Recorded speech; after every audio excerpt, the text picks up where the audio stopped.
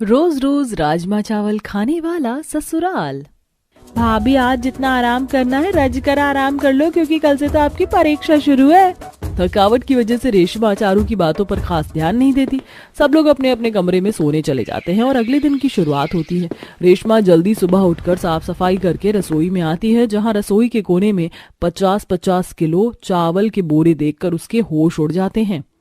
ये भगवान, ये रसोई है या राशन का गोदाम? जहाँ देखो कट्टा भर भर कर चावल रखा हुआ है। लगता है मेरे मां ससुराल वाले चावल खाने के ज्यादा शौकीन है। वैसे इन कनस्तर के अंदर तो आटा होगा। जितने माँ जी जेठानी जी आएंगे पूरी का आटा गूंथ लेती हूँ। रेशमा जैसे कनस्तर खोलती है तो उसमें राजमा भरा पड़ा था। तभी सास जेठानी रसोई में धमक पड़ती है।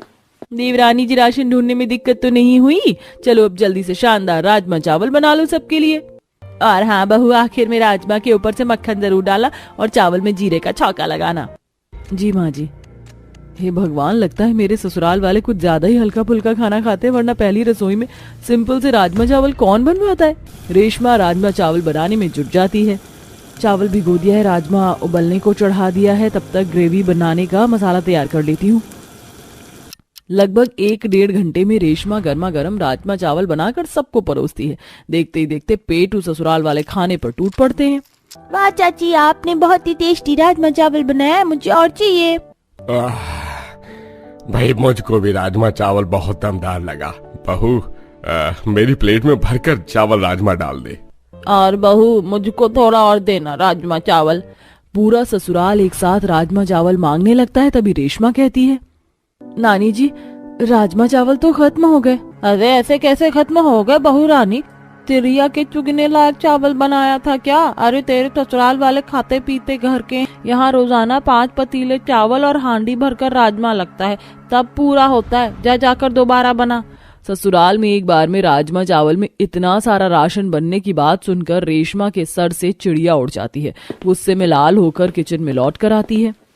चल बेटा रेशमा, लग जा फिर से चूल्हे पर। ऐसे तो देखने में सारे के सारे सूखड़े से हैं, लेकिन सबकी खुराक खली जितनी है। बुदबुदाते हुए वह सबके लिए राजमा चावल बनाकर उन्हें खिलाती है। इसी तरह रोजाना का सिलसिला हो जाता है, क्योंकि ससुराल में तीनों टाइम राजमा चावल ही बनता है। सासू माँ, मैं सोच रही हूँ आज खाने में सबके लिए पनीर के पराठे और पुदीने की चटनी बना दूं। रोज रोज रात में राजमा चावल खाकर आप सब लोग भी बोर हो गए होंगे। रेशमा की इस बात पर उसकी नंद छाया कबाब में हड्डी बनते हुए बोलती है, अरे रेशमा भाभी, राजमा चावल खाए बिना ना हमारा दिन नहीं गुजरता, न रात। आप राजमा चावल ही बनाना। हाँ रेशमा, चावल खाए बिना हमारा पेट नहीं भरता, तो जाओ अब जल्दी से राजमा चावल बना लो, सबको भूख लगी है। रेशमा किलस कर अपने पति कार्तिक को घूरने लगती है। हे भगवान, सब के सब एक ही थाली के चट्टे बट्टे हैं। मेरी तो मिट्टी पलीत करके रखती है। बेचारी बहू आलू बुखारे जैसी शक्ल बनाकर जाने लगती है। तभी नानिया सास सख्ती भरे मिजाज में उसे टोकती हैं। अरे ओ नातिन बहू, कल तूने शॉर्टकट के चक्कर में जो झोल किया था, कुकर में चावल बनाया था ना, मुझे उन चावलों का स्वाद आ गया था, तो आज पतीले में ही चावल बनाना, समझी ना? जी नानी जी। इसकी भैंस की आंख, हे भगवान, इस नानी का जीभ कितना चटोरा है। कुकर पतीले के चावल का टेस्ट भी भांप जाती है। बेचारी बहू अकेले 5-5 तक पतीले चावल बनाती है और बहुत सारे राजमा बनाने के लिए भी उसे मिर्च मसाले सिलबट्टे पर पीसना पड़ता है, जिससे उसके हाथ में जलन होने लगती है। वहीं जहां ससुराल वाले राजमा चावल खाने के शौकीन थे, रेशमा डेली राजमा चावल बनाने की वजह से अक्सर खाना भी नहीं खाती थी। ऐसा ही सिलसिला आज भी चल रहा था। एक बार फिर बेचारी बहू रसोई में आती है और पिनकते हुए चावल का पतीला पटकती है। दिन रात राजमा चावल चढ़ चढ़ कर भी इन भुक्कड़ लोगों का मन नहीं भरता है। ये नहीं कि अभी कुछ अलग वैरायटी की सब्जी खा लो, जैसे कि शाही पनीर, दाल मखनी, पनीर चाप, बस राजमा चावल से चिपके रहो। हाँ। तभी कार्तिक किचन में आता है और रेशमा को भड़कते देखकर बोलता है, रेशमा क्या हुआ? तुम इतनी परेशान से क्यों दिखाई दे रही हो?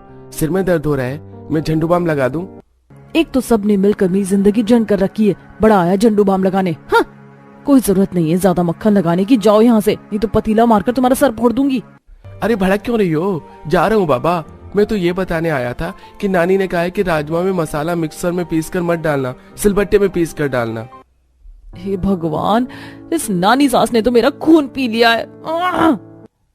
चिड़चिड़े मिजाज में पहले तो बेचारी 5 पतीले चावल बनाने के लिए चावल चुनकर साफ करके चढ़ाती है और फिर सिलबट्टे पर मसाला पीसती है, जिससे उसका हाथ लाल पड़ जाता है। तभी आवाज आती है, मम्मी मम्मी राजमा चावल कब बनेगा? मेरे पेट में बहुत जोर की भूख लगी है।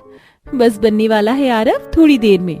रेशमा बहू जरा जल्दी जल्दी आँच चला, बच्चों को ज्यादा तेज की भूख लगी है। बेचारी बहू जल्दी जल्दी प्याज काटने लगती है, तभी उसकी उंगली कट जाती है। इतने में पतीले के चावल भी पूरी तरह गीले हो जाते हैं। आखिर में क्या होगा रेशमा का फैसला? क्या वह अपने रोज रोज राजमा चावल के शौकीन ससुराल वालों को लगा चस्का मिटा पाएगी? सत्यानाश हो इन ससुराल वालों का, इनकी जल्दीबाजी के चक्कर में चावल का कीमा बन गया। मुझे क्या पड़ी है, इन्हीं को खाना है। अगले 5 मिनट में बहू कच्चा पक्का राजमा चावल बनाकर परोस देती है। तभी सास बोलती है, अरे वो मेरी बेलुड़ी बहू, आज का राजमा चावल नींद में बनाया क्या? चावल का हलवा बन गया और राजमा एकदम कच्चा है और तरी भी पानी जितनी पतली है। वाह सासू माँ, ये सही, चिट भी आपकी पट भी आपकी। अरे एक तो आप लोगों को जल्दी राजमा चावल भी चाहिए, वो भी अच्छी तरह बना हुआ। अरे 2 मिनट की मैगी थोड़े है, कच्चा रह ही जाएगा तो उसमें भी राजी नहीं, और देर लग जाए तो आप सब लोग पूरे घर को मछली बाजार बना देते। एक अकेली बहू करे तो करे क्या? मैंने कोई होटल नहीं खोल रखा लोगों को रोज रोज राजमा चावल बनाकर खिलाने का। या तो आप लोग रोज रोज राजमा चावल खाना छोड़ेंगे, या तो मैं अपने मायके चली जाऊंगी और आप सब लोग देखते रह जाना। ये सुनकर चटोरे ससुराल वाले लाइन पर आ जाते हैं। वहीं रसोई में रेशमा का राज चलता है। अब हफ्ते में केवल 1 से 2 बार ही राजमा चावल बनता है, बाकी दिन हरी भरी सब्जी दाल बनती